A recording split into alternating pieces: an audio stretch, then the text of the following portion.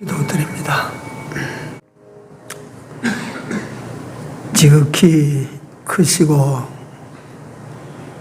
또 우리를 사랑하시되 지극히 크신 분이 지극히 낮은 곳까지 오셔서 십자가로 대속 역사를 이루시고 살려서 당신의 자녀로 삼아주신 하나님 우리 아버지께 진심으로 감사와 찬송을 드립니다.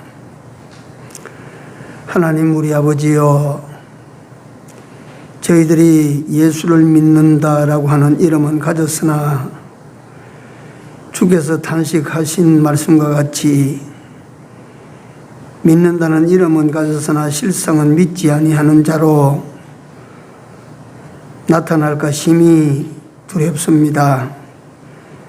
참 믿는 자들이 되게 하시고 이 믿음으로 남은 세월을 잘 믿음으로 승리해 나아가는 모든 성도들이 되고 그 가정들이 되고 이 교회가 되도록 함께해 주시고 인도하여 주시옵소서. 사랑하시는 주님, 오늘날 이 땅, 이 시대에 하나님께서 지켜주지 아니하시면 꼭 안 될 크나큰 환난 속에 들어가 있습니다. 하나님이여, 원하오니 이럴 때일수록 마땅히 자다가 깰 때가 된 것을 우리가 다 자각하고 우리 하나님 앞에 다시 한번 정신을 차리고 일어나서 하나님의 진노하심의 원인이 무엇인지를 모두 깨닫고 진심으로 두 손 들고 하나님에게로 돌아가는 은혜 역사가 있도록 교회들과 성도들에게 은혜를 베풀어 주옵소서. 그래서 아버지 하나님께서 이 코로나라고 하는 것도 다 그림자처럼 말갛게 지워서 이 땅에 이 교회 위에 이 백성들 위에 다시 한번 평화가 임하게 하여 주시옵소서. 오후 예배를 드리는 주의 백성들의 은혜를 베풀어 주시고 또 현재 정부 당국에서 조심하는 마음으로 공무원들을 파견하고 예배를 다 감독 감시하는데 하나님이여, 우리 교회가 그들의 감시에 소홀함이 없는 교회가 되고 또한 아버지 하나님께서 지켜주시는 교회가 되게 하여 주셔서 이 교회로 인한 불상사는 발생되지 않도록 하나님께서 지키시고 막아 주시옵소서. 오후 시간에도 성령 하나님께서 우리 이곳에 함께 하시고 우리 모두에게 일일이 같이 하여 주시옵소서. 예수님 이름으로 간절히 기도 올려옵나이다. 아멘.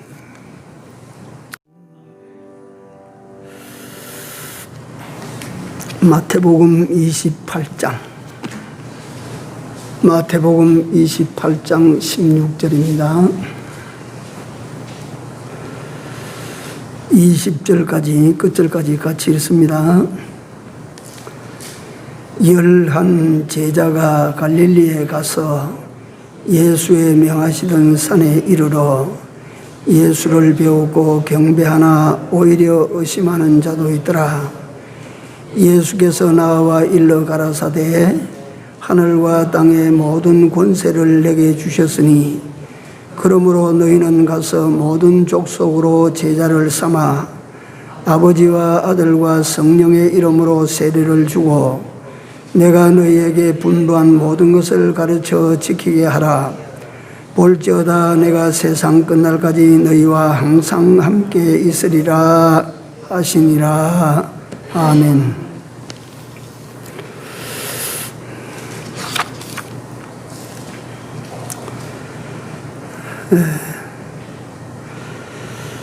이렇게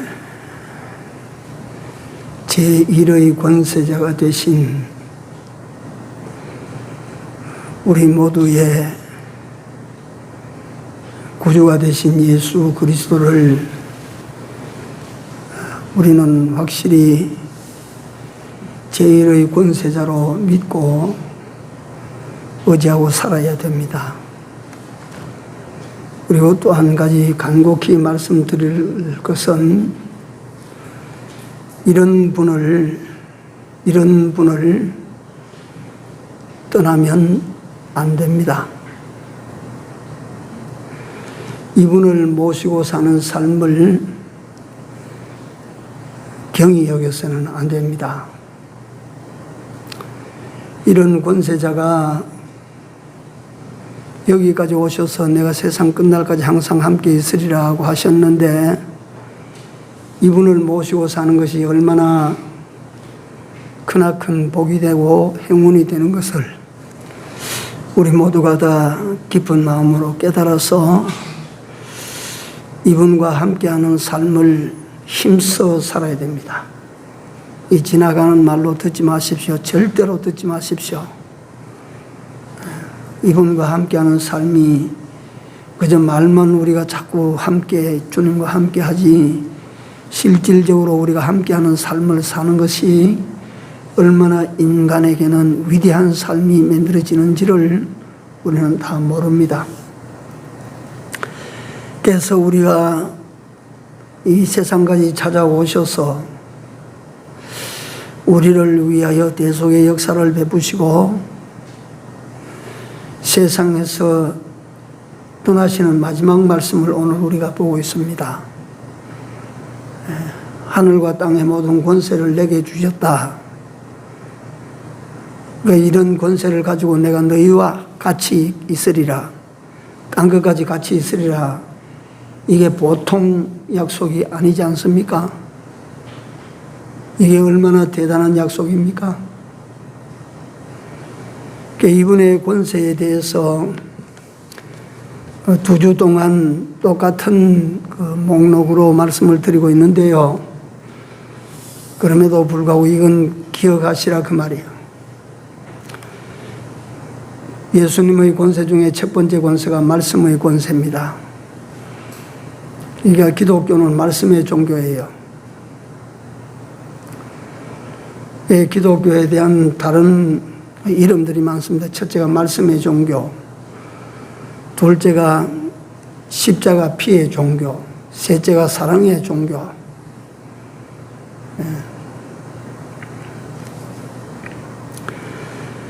예수님의 말씀은 곧 하나님의 말씀이시라. 이 말씀은 어떤 말씀이냐? 없는 것 가운데서 천지를 창조하신 말씀이라. 또 창조하신 모든 세계를 하나님은 말씀으로 통치, 섭리, 운행하신다. 또 하나님, 우리 예수님의 말씀은 그 말씀에서 삶과 죽음이 결판나는 그런 말씀이시라. 또 우리 주님의 말씀은 양육의 말씀이시라. 또 보호와 보존의 말씀이시라. 이 말씀은 멸하시기도 하시고 살리시기도 하시는 말씀이라. 이 말씀에, 그러니까 예수님의 말씀에 흥망성쇠가 결정되어 있습니다.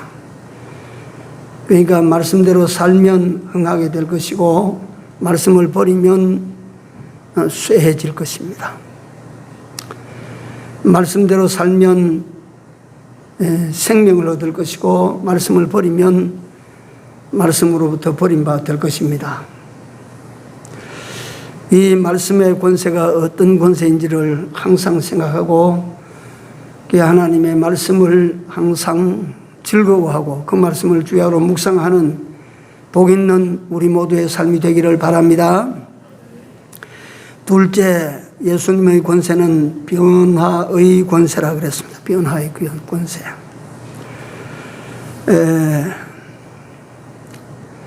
그 예수님의 이름, 그 예수님의 역사가 들어가면 땅도 변하고 나라도 변하고 가문도 변하고 사람도 변하고 기업도 변하고 뭐 세상이 변합니다. 그래서 성경 일각에서는 이 복음을 어디에다 비교했는가 하니 누룩에 비교했어요. 누룩에.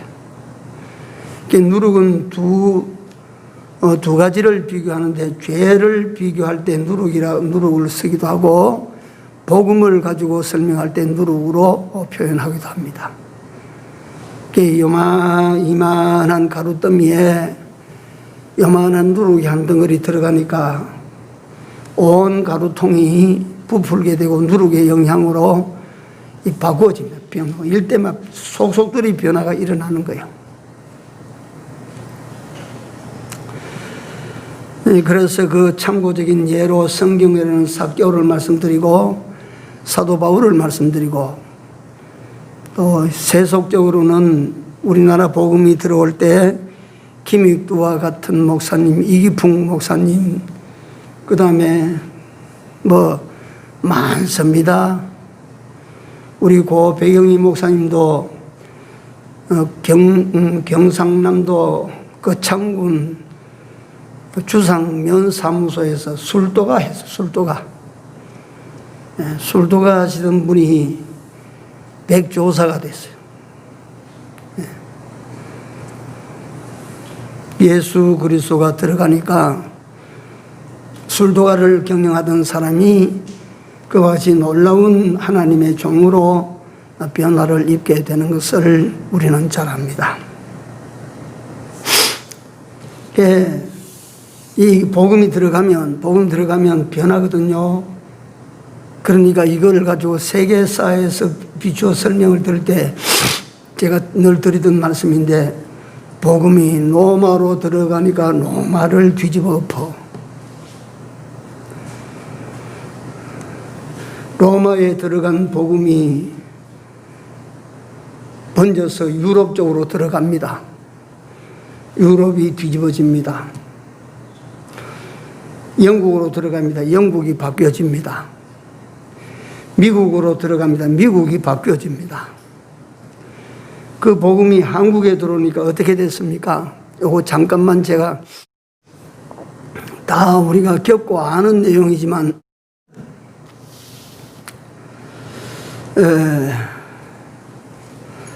우리나라에 복음이 들어온 지 지금 한 정확하게 몇 년 된지는 모르겠는데 130년 될 거예요. 그러다가 6.25가 일어난 지 지금 70년 아닙니까? 6.25 이후에 우리나라 형편이라고 하는 것은 현재 우리는 상상도 못합니다. 그때 세계에서 우리나라를 볼 때 세계에서 끝빈국으로 분류를 했습니다.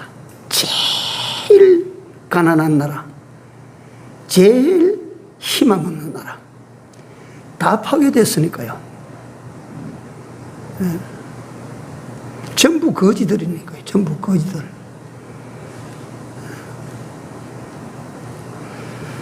그런 나라에 선교사들이 들어와서 포교 활동을 시작합니다. 근데 세계 선교사상 우리나라가 기록을 가지고 있어요. 그 짧은 기간 안에 우리나라에 들어온 복음이 국토는 넓지 않지만 삼천리 방방곡곡으로 저 시골에까지 교회가 세워지고 종들이 생산돼서 종들이 파송이 되어지고 믿는 사람들이 막 기하급수로 늘어나고 이건 다 뭐냐 하면 극빈이라고 하는 것이 뭔가 의지 대상을 찾게 만드는 간접 요인도 작용했겠죠. 길이 없으니까 외국 선교사들이 말하는 이 복음을 받아들였겠다 그 말이에요. 그래서 우리 세계 선교 유래에 없는 폭발적인 이런 현상을 일으켰습니다.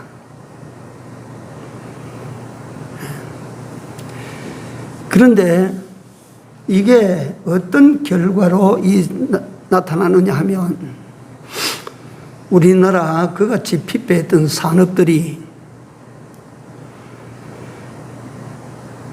이게 경이롭습니다. 제가 이런 데는 이런 분야에는 전문이 아니거든요. 세계의 경제 흐름이라고 하는 이런 어떤 보고서를 내가 본 적이 있어요. 세계의 경제 보고서에 보면 일본이라는 나라가 명치 유신을 일으켜서 나라를 개혁하고 난 다음에 근대 국가로 나아가는데 걸리는 시간이 110년 걸렸어요. 그런데 우리 한국은요, 잘 살아보자 하고 막 영차하고 한번 일어서서 불과 다른 나라 사람들이 그 궤도에 올라가는 그 기간, 걸리는 기간에 우리는 절반도 안 걸렸습니다. 일본이 110년 걸려서 이룬 성과를 우리는 50년, 60년 만에 그걸 달성해 초과해버린 거예요. 그러니까 세계가 우리나라 경제를 보고 경이롭게 보는 거예요. 저 어떻게 저럴 수 있을까? 박정희 대통령이 군사혁명을 일으키고 난 다음에 슬로건이 잘 살아보자. 그 다음에 내놓은 슬로건이 하면 된다 이거예요. 나는 어떤 인물이 인물에 내 동조해서 그런 게 아니고 이 사람이 내건 두 가지 이 표, 잘 살아보자. 한 맺힌 소리, 한 맺힌 소리. 그 다음에 하면 된다. 이건 희망의 소리야. 예. 이걸 두 개를 내어 걸고 동료를 해가 밀고 나가는데 아니 개인도 그렇고 기업도 그렇고 돈 없이 무슨 일을 할 수가 있어요? 응? 길거리에 얻어먹고 돌아다니는 거지에게 너가 얻어먹고 돌아다니고 있니? 풀빵 장사라도 장사를 해. 그 말이 됩니까? 그게 통할 말입니까? 독일 기자가 우리나라에 와서 참황을 보고 난 다음에 뭐라고 말했대요? 한국이 저기서 살아남는다고 하는 것은 쓰레기 더미에서 장미꽃을 피우는 일이다. 안 된다 이 말이에요. 독일도 2차 대전 폐허 속에서 일어난 나라 아닙니까? 그래도 자기 나라 패전됐을 때하고 한국의 참상을 보니까 비교가 안 돼요. 이건 완전히 쑥대밭이에요. 돈이 없어요. 뭘 하려고 해도 돈이 없어요. 그래서 미국에 돈 빌리러 갔더니 박정희 대통령이 돈 빌리러 갔는데 미국이 돈을 안 빌려줬습니다. 여러분 누가 돈 빌리러 우리 집에 왔는데 어떤 사람에게 돈을 빌려줍니까? 갚을 여력이 있어 보이는 사람에게 돈 빌려줍니까? 갚을 여력도 안 보이는 사람에게 돈 빌려줍니까? 대한민국 대통령인데 혁명 일으켜가지고 새카마게 조그마한 사람이 돈 빌리러 오니까 돈 빌려주겠어요? 안 빌려줬어요. 일제 시대가 끝이 나고 난 다음에 이승만 대통령이 남한 단독 정부를 세워놓고 미국을 방문해서 아이젠하워 대통령하고 친한 사이였어요. 돈 빌려달라니 돈을 안 빌려줘요. 그래서 나는 이승만이라고 하는 분을 대단하게 생각하는 것은 미국 의회에서 연설을 할 때 혈맹 동지국가 미국에 와서 내가 돈을 좀 구했는데 돈을 안 빌려준단다. 돈 없이 우리나라는 일어설 수가 없으니까 나는 여기에서 빈손 들고 조국에 돌아가면 그 다음에 두 번째는 내가 모스크바로 날아간다. 모스크바로 날아 크렘린 궁으로 가서 나는 우리나라 경제 원조를 부탁할 차입니다. 북한을 도와줬으니까 남한도 도와주시오 할 차입니다. 미국 의회에서 뒤집어졌어요. 이거 놔두면 안 된다 이거야. 돈 얻어온 사람이요. 그래서 미국에서 돈 얻어 나온 사람이요. 박정희 대통령이 6.25 나온 다음에 돈 빌리러 가니까 돈 못 빌려준대요. 박정희 대통령 빈손 들고 돌아왔어요. 박정희 대통령이 거기서 대한민국이 살아남기 위하여 한일협정을 맺습니다. 3억 달러로 한일협정 조인이 끝내요. 그게 아마 우리나라 지금 돈으로 환산하면, 당시 3억 달러가 지금 돈으로 환산하면 아마 30억 달러가 더 될 거예요. 그걸 가지고 와서 포항제철 만든다고 하니까 국민들이나 야당에서 얼마나 공격을 많이 받았어요.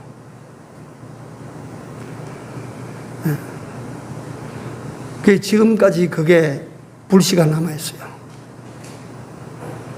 겨우 일본한테 3억 달러 받고 그거 갖다가 보상 다 처리했느냐고 지금까지 그게 문제거리가 되어 있습니다. 그러나 그 당시를 보면 국가를 살리기 위한 최고 지도자의 결단이에요. 그래 놓고 어디로 날아가? 독일로 날아갑니다. 그때 독일 수상이 에르하르트라고 하는 분이야. 뚱뚱하게 덩치가 이 산만한 사람이에요. 근데 그 산만한 사람과 마주 앉은 우리나라 대통령 박정희는 새카맣고 조망만해요. 이런 사람이 가서 독일의 경제 부흥을 꼭 그대로 내가 벤치마킹해서 나라를 일으키고자 한다. 돈을 빌려달라. 돈 빌려달라. 에르하르트 수상이 돈을 빌려주마고 약속을 했어요.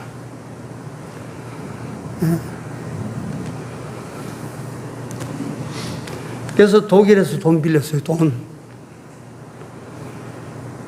그 이후로도 에르하르트는, 그 에르하르트라고 하는 사람이 자서전에 박정희를 뭐라고 평가했는가 하니, 내가 봤을 때 상상할 수 없을 정도로 새카맣고 작고 빼짝마르고 못생긴 사람이다. 그런데 그 가슴은 영광로를 담고 있었다. 영광로를 담고 있었다. 예, 실없는 이야기지만 합니다. 이 나라를 어떻게 하면 도탄 속에서 한번 건져 올려볼까? 불덩어리가 돼서 부딪힌 거예요. 그러니까 에르하르트가 감동을 받았어요. 이 사람은 안 도와주면 안 되겠다고 하는 그 자서전에 보면, 이 사람은 내가 도와주지 않으면 하늘이 용서치 않을 것 같았다.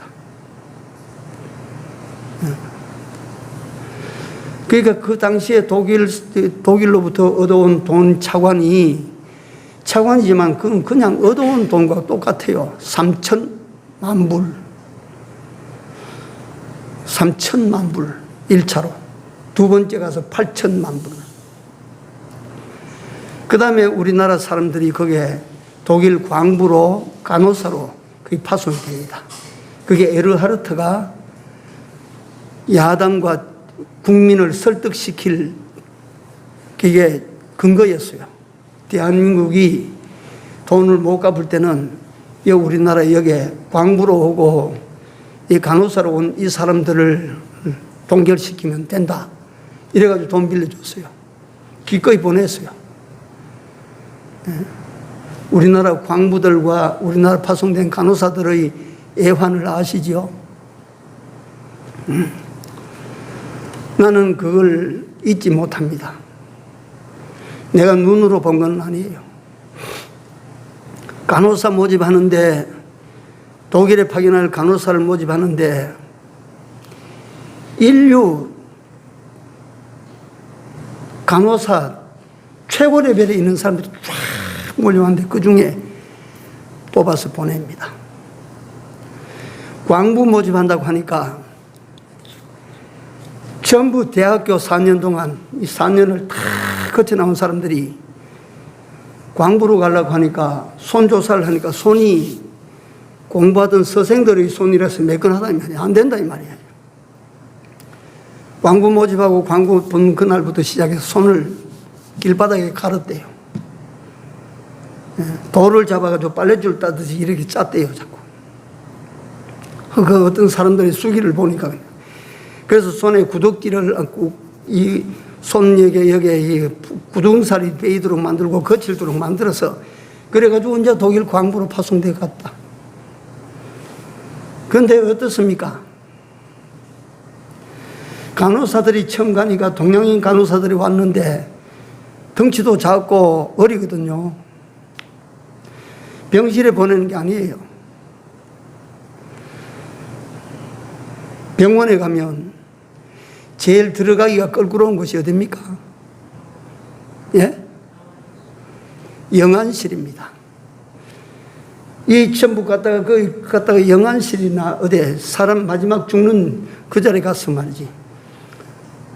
거기에 우리 한국 간호사들이 들어가서 사람이 죽으면 뻣뻣해지면 말이야. 이리 굴려서 몸을 따고 저리 굴려서 몸을 따고 그래가지고 입은 옷 벗기고 새 옷으로 전부 죽음의 옷을 갈아입히는 이 일을 21살, 22살 묵은 꽃에 파란 젊은 처녀 아이들이 그 일을 합니다. 상상해 보십시오. 그것들은 그거 하고 처음에는 안 하면 안 되니까 하고 밤에 졸아와서는 말이지 그 이튿날 눈 뜰 때까지 우는 거라. 어떻게 오늘 또 내가 그 일을 할까? 밤새 울고 나가는 거라. 광부들은 어때요? 석탄광 제일 깊은 곳에 들어가는 거야.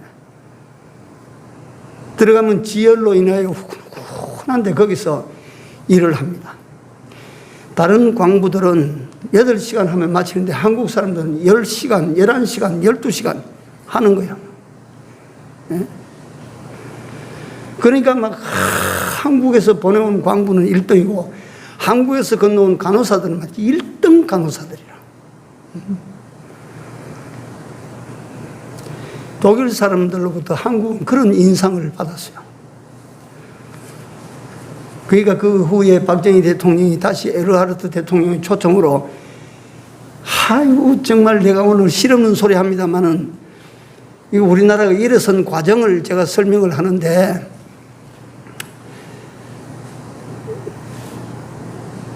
독일 대통령의 초청을 받고 독일 국가를 방문하는데 타고 갈 비행기가 없어요. 참. 그래서 여기서 중국까지 가서 중국에서 또 여객기를 타고 또 어디 가서 이래가 갑니다. 이래가 가니까 독일에서 우리 한국을 보는 인상이 좋아지니까 그 조그만 새카만 인물을 갖다 연도에서도 대대적으로 환영을 해줍니다. 얼마나 감격했겠어요, 대통령이.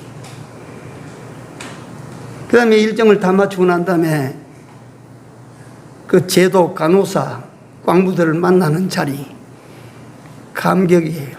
나 지금 그 이야기 하려고 해도 가슴이 메요. 네. 대통령 내외가 저기서 들어오는데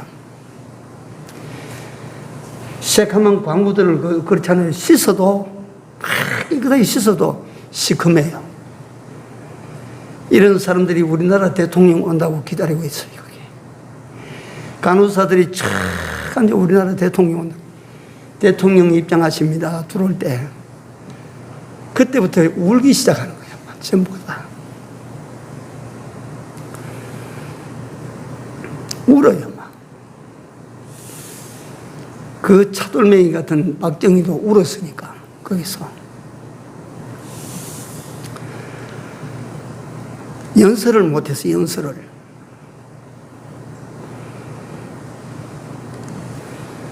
마지막에 애국가 부를 때 전부가 울음바다가 다 됐어요. 아픈 역사예요, 우리나라.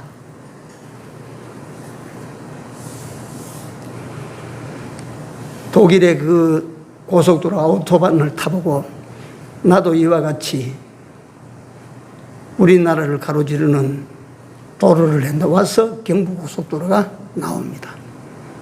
그때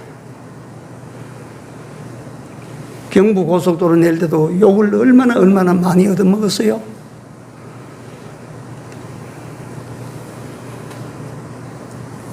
제가 이런 말씀을 드리는 것은 이 한 사람이 나타나서 하는 이 국가 재건을 위한 일, 이걸 내가 부각시키려고 하는 말이 아니고 조금 감정이 내가 들어갔지만 하나님께서 우리나라 경제를 일으킬 때 아무것도 없는, 그야말로 곳간에 돈이 한 푼도 없는, 살 뒤주에 살 한 대가 없는 이런 거딱 마당에 이걸 이렇게 세우는데 배경에 역사하시는 이는 누구예요? 누가 나섰든지 그때 나선 사람의 배경은 누구요? 하나님이시라, 우리 주님이시라. 뭘 보시고? 여기에 복음의 씨를 하나 탁 던졌더니 이 복음의 씨가 하나님께서, 우리 주님께서 깜짝 놀랄 정도로 확 타오르는 거예요. 그런 나라의 경제는 어떻게 일어납니까? 불꽃처럼 일어나는 거예요. 우연이 아닙니다. 절대 우연이 아닙니다. 그래서 나는 우리나라 경제는 세계 유례가 없는 이런 경제 발전을 이루었는데 그 밑바탕이 뭐냐 이거요. 이 땅을 통째로 변화시키는 변화 속에 누가 계시나 이거요.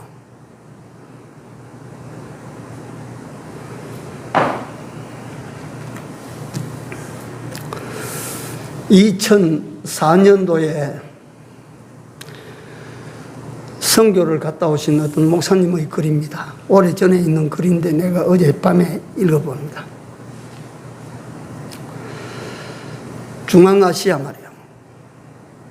카자흐스탄, 우즈베키스탄, 타지키스탄, 기르기스탄, 이런 탄탄하는 그 중앙아시아 제국들, 그게 지금부터 한 50년 전, 40년 전에는 통째로 아울러서 그게 소련 땅입니다. 소련 땅.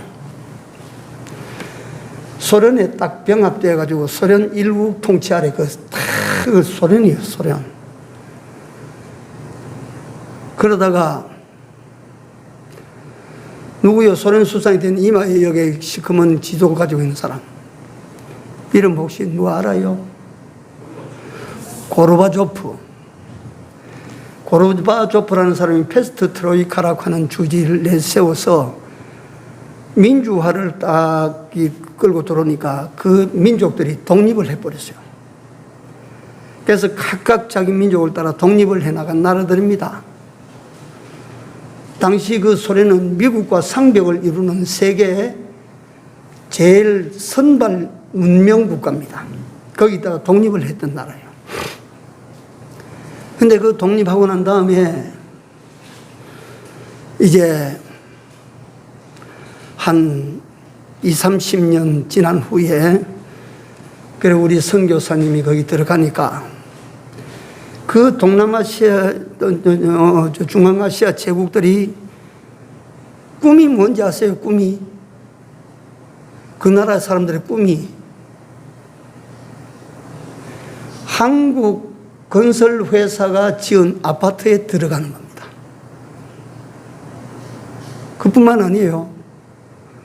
한국 삼성 마크를 단 전자제품 집에 갖다 놓는 게 꿈이었어요. 코리아 이름으로 들어온 자동차 타는 게 꿈이었어.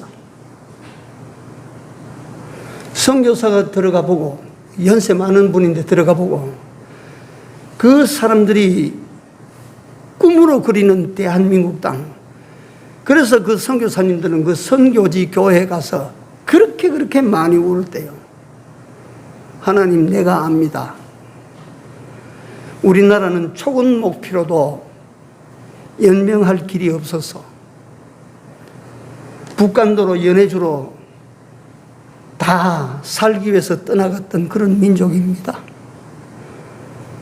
이런 민족을 오늘날 하나님께서 살게 해주셔서 이런 옛 소련의 문명 혜택을 받은 나라들이, 그런 나라들의 백성들이 꿈이 되어 있습니다, 우리가. 우리나라가 어떻게 해서 이런 사람들이 꿈꾸는 나라가 됐습니까?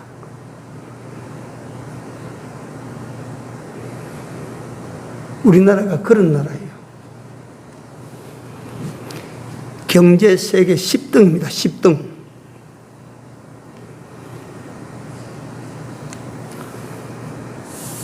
이게 국민이 근면하다. 지도자가 탁월하다. 그 보이는 현실적인 어떤 이유 안쪽에 누가 계셔요? 예수님이 계십니다. 예수님. 예수님이 들어가면 변합니다. 그걸 오늘 내가 이걸 길게 말씀드리는 것은 우리 안에 예수님을 영접하기를 주저하지 말라. 여러분들과 내 안에 예수 그리스도를 모시고 예수님과 함께 사는 여기에 대하여 인색하지 말라.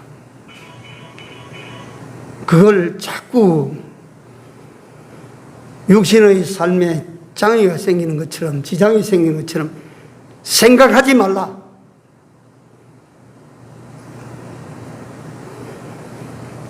그 주님을 영접하고 사는 것이 내 일생뿐만 아니고 내 가정에 이게 얼마나 큰 일을 지금 이루는지 모른다.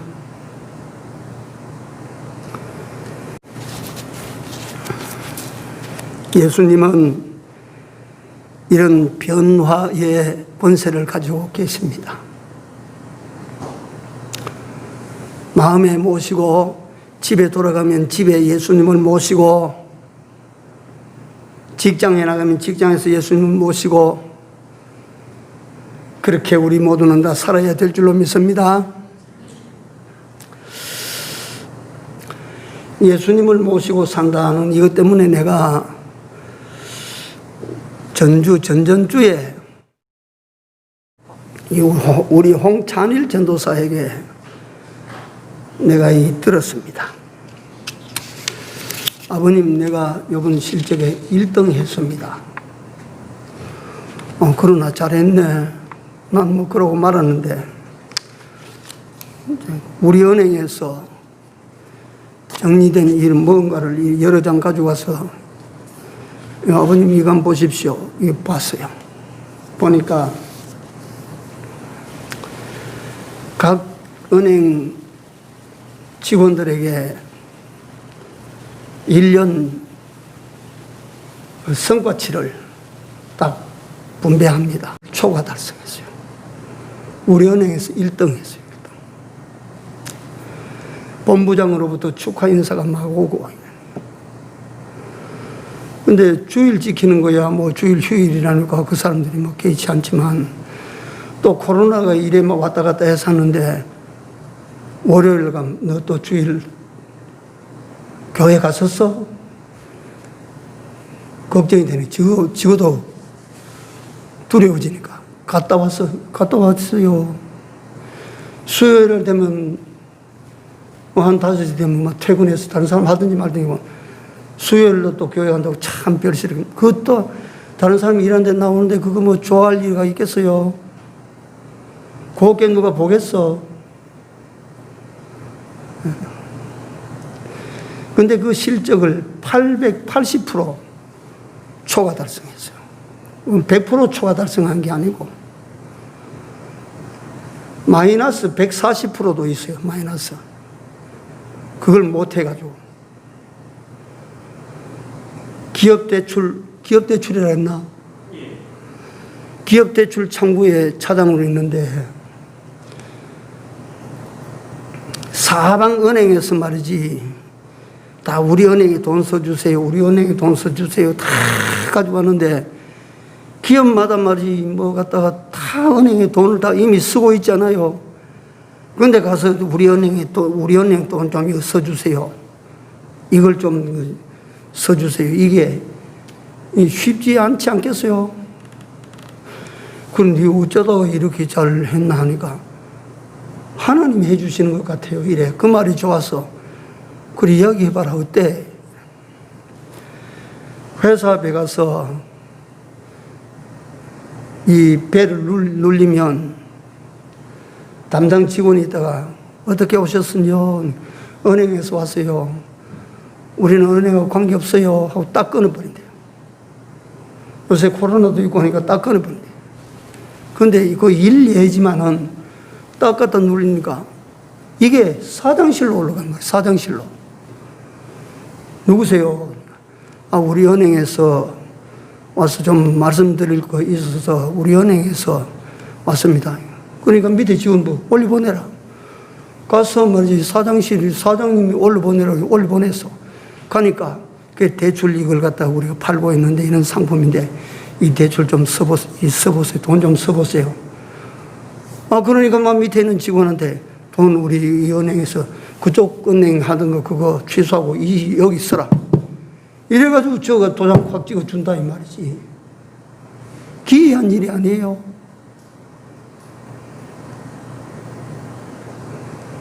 기이한 일이에요. 기이한 일.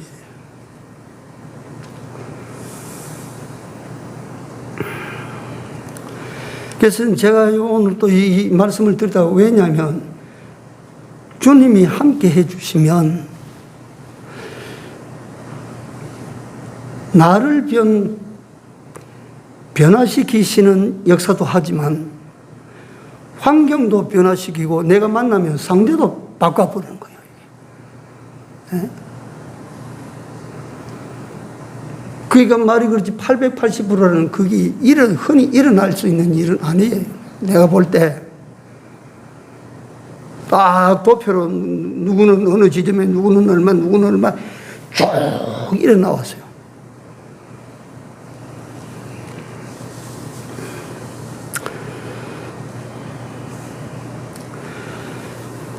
우리 예수님은 변화의 권세를 가지고 계십니다. 그 권세를 행사하지 않아도 예수님이 들어가 계시면 거기에는 변화가 일어나게 됩니다. 자, 예수님 모시고 삽시다. 예수님 모시고 삽시다.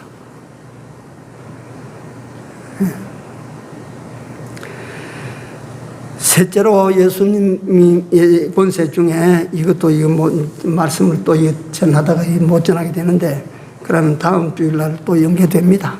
어쩔 수 없이. 예수님의 권세 가운데 세 번째 권세가 마귀를 이기는 권세입니다. 마귀 사탄을 이기는 권세예요. 성경에 보니까 첫 사람 아담은 어떻고 둘째 아담 예수는 어떻고 이런 성경이 있습니다. 첫째 아담은 마귀를 이겼어요? 마귀에게 졌어요? 마귀에게 졌습니다. 마귀에게 지고 난 다음에 어떤 역사가 지금 흘러내려왔느냐 하면 아담의 후손으로 태어난 모든 사람은 다 첫사람 아담이 마귀의 종이 되고 난 다음에 마귀가 시킨 대로 이제 하는 거예요. 그 에덴 동산은 마귀가 왕노릇하는 거예요. 다른 성경에 보면 세상에 잠깐 공중의 권세 잡은 사탄 마귀가 왕노릇하는 세상이라. 지금 이 세상은 마귀가 왕노릇하고 있습니다. 일시적으로. 그러니까 이 마귀에게 전부 지배를 받죠, 사람들이.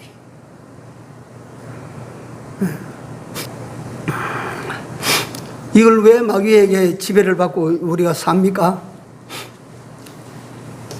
왜 마귀에게 지배를 받아요?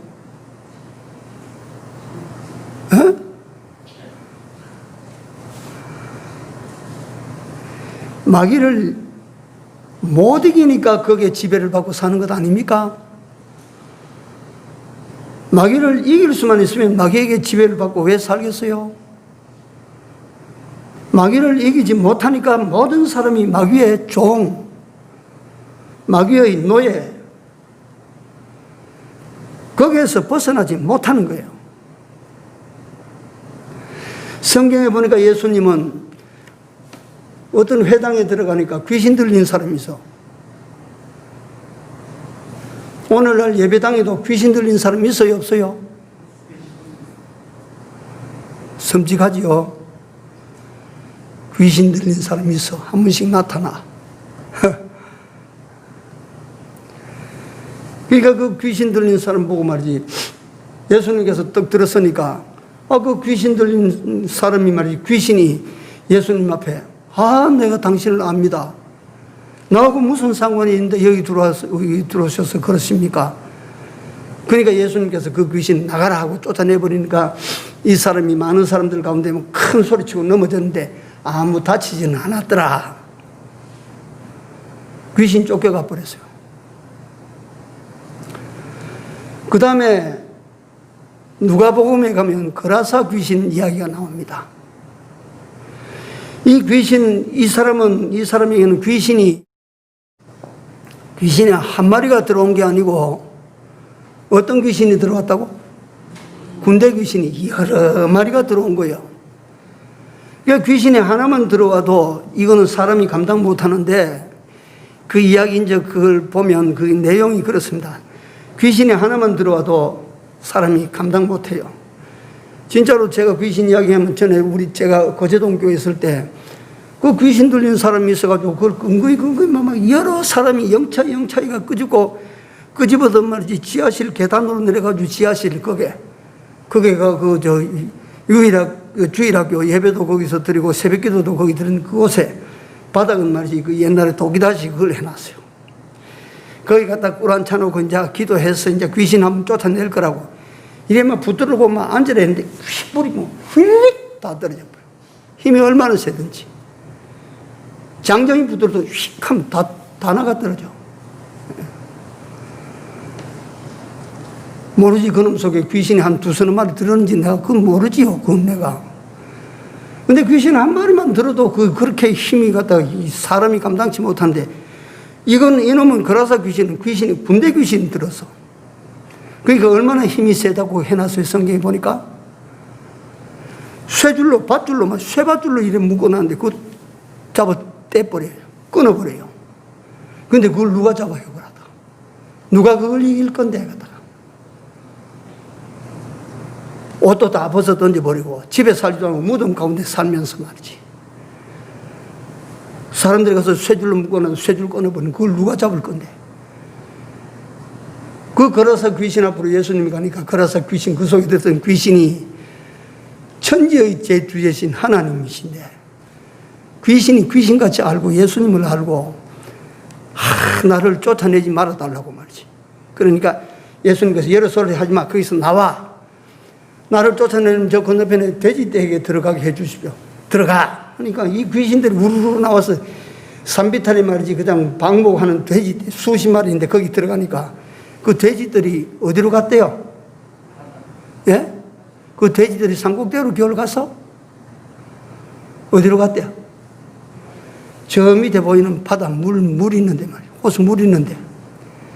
그리로만 돼지들이 귀신 들어가자마자 돼지들이 막 그 물 속으로 전부 들어가서 빠져 죽어버렸어요. 귀신이 하는 짓은 죽이는 일합니다. 돼지가 귀신이 딱 들어가니까 물에 들어가면 죽는다 하다가 귀신이 들어가니까 거기 들어가야 산다 하고 전부 거기 들어간 거야. 귀신을 이기는 권세가 누구에게만 있어요? 예수님에게만 있습니다. 예수님에게. 그 예수님에게만 이 귀신을 쫓아내는 권세가 있다. 요걸 갖다 자꾸 밝혀 말씀드리는 이유는 자, 다시 결론입니다. 오후에 이 예수님을 나의 주, 나의 하나님으로 내가 모시면 내가 귀신을 이길 수 있어요? 없어요? 확실히 대답해. 그 예수 그리스도를 내가 마음으로 모시고 나의 주, 나의 하나님으로 모시면 내가 귀신을 물리칠 수 있어요? 없어요? 있습니다. 내 단독으로는 없어요. 귀신 절대 못 이겨요. 그래서 오후에 여기서 요 단락에서 결론을 만듭니다. 말씀의 권세를 가지신 예수님이신데 그 말씀을 여러분들과 나는요 철두철미하게 받아들이고 지켜야 됩니다. 거스리면 안 됩니다. 변화를 일으키는 변화의 권세를 가지신 예수님이신데 내 삶을 바꾸고 싶고 내 환경을 바꾸고 싶고 내 모든 인생을 바꾸고 싶다면 예수님을 어째 돼요? 모셔드리십시오. 모십시오. 세 번째, 내 삶을 불행케 하는 원인자, 그건 사탄입니다. 사탄이 사용하는 도구가 죄입니다. 사탄이 죄라는 도구를 사용해서 목적은 죽이는 것입니다. 그러니까 이 사탄을 물리치는 일은, 물리칠 수 있는 권세는 누구만 가지고 계셔? 예수님만 가지고 계십니다. 공자도 그런 권세는 없고 진시황도 그런 권세는 없고 미국의 트럼프도 그런 권세는 없습니다. 귀신을 이기는 권세는 없습니다. 귀신을 이기는 권세는 대답하세요. 누구만 가지고 계세요? 예수님이십니다. 그러면 예수님을 여러분들과 내가 영접하여 모시면 여러분들과 나를 죄짓게 만들고 불행스럽게 만드는 귀신을 이길 수 있어요? 없어요? 이길 수 있습니다. 그래서 예수님을 모시면 자동적으로 평화를 얻게 되고 행복하게 됩니다. 믿습니까? 기도합시다.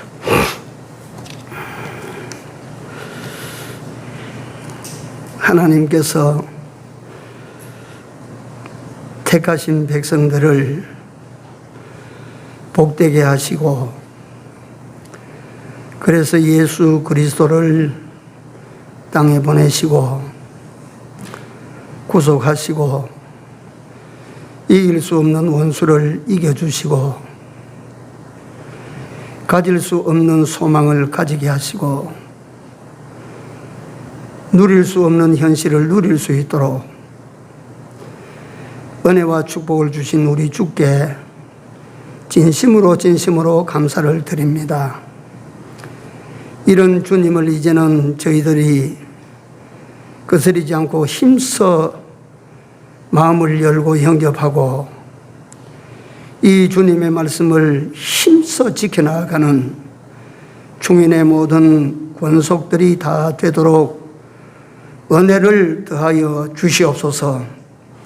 사랑하시는 주님, 우리가 이 같은 비밀을 알아사오니 다시는 아버지 하나님이여 땅 위의 생활에도 또 슬픈 일이나 실패되는 일을 겪지 아니하게 하시고 모든 것을 다 이루시고 어떤 상황에서도 좋은 변화를 주시는 우리 주 예수 그리스도의 사람으로 자신을 바꾸고 세상을 바꾸어 나아가는 우리 모두가 되게 하여 주시옵소서. 하나님이 코로나가 아무리 왕성해도 하나님의 백성들이 나아가 진격하면 이 코로나 세상도 뒤집어 바꿀 수가 있을 줄로 믿습니다. 한국의 교회들과 성도들이 예수님을 진심으로 마음에 모시고 삶 가운데 모시고 살아가는 은혜가 있게 하여 주시옵소서. 남은 한 주간을 살아가는 동안에 항상 이 주님을 모시고 살아가는 저희들이 되기를 간절히 소원하옵고 예수님 이름으로 기도 올려옵나이다. 아멘.